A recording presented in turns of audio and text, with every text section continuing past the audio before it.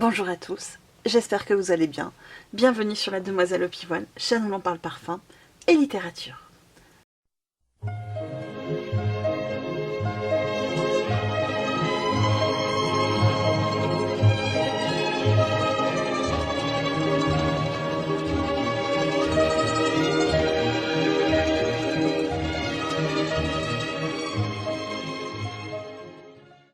On se retrouve aujourd'hui dans un décor noir et doré. Non pas pour parler de Tinaré que vous voyez juste là, mais pour parler de celui-ci, que j'ai en format voyage, de 10 ml tout de même, qui est en fait le Palmarola de Couvent des Minimes que j'avais reçu dans un coffret avec le fameux Tinaré. Alors, Palmarola. L'envolée est particulièrement vive, marquée par le piquant des agrumes, l'aspect juteux en fait, vraiment qui se dégage du parfum.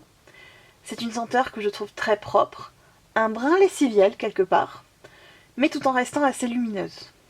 On a donc un bouquet de fleurs blanches, très propre, presque virginal quelque part, relevé par ces agrumes qui viennent un peu leur donner du peps.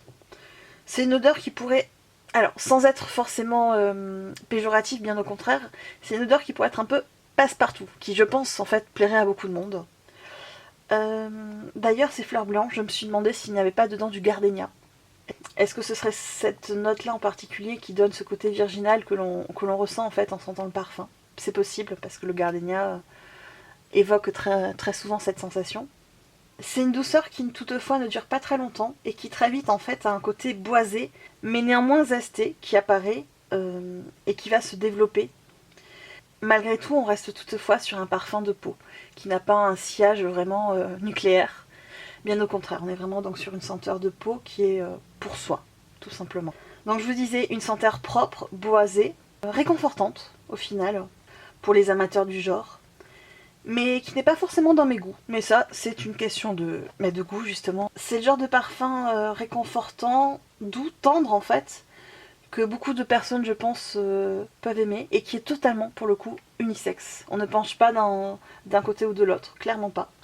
Et dans le fond, en fait, le parfum va rester vraiment dans une veine boisée, hespéridée. La marque évoque une blancheur vertigineuse, effectivement. Je vous ai parlé d'aspect virginal. Blancheur, on s'y retrouve totalement. Vous avez un note de tête de la bergamote et du citron, en cœur du jasmin et en fond du bois de gaillac. Donc vous voyez, on est vraiment dans un côté hespéridé, fleur blanche et avec un fond boisé. Une fragrance qui a été créée par Thomas Fontaine et qui est classée dans la famille des florales boisées musquées, tout simplement. Donc vous voyez, côté floral, les fleurs blanches, boisé, ce bois qu'on a dans le fond, et musqué, ce côté très lessiviel.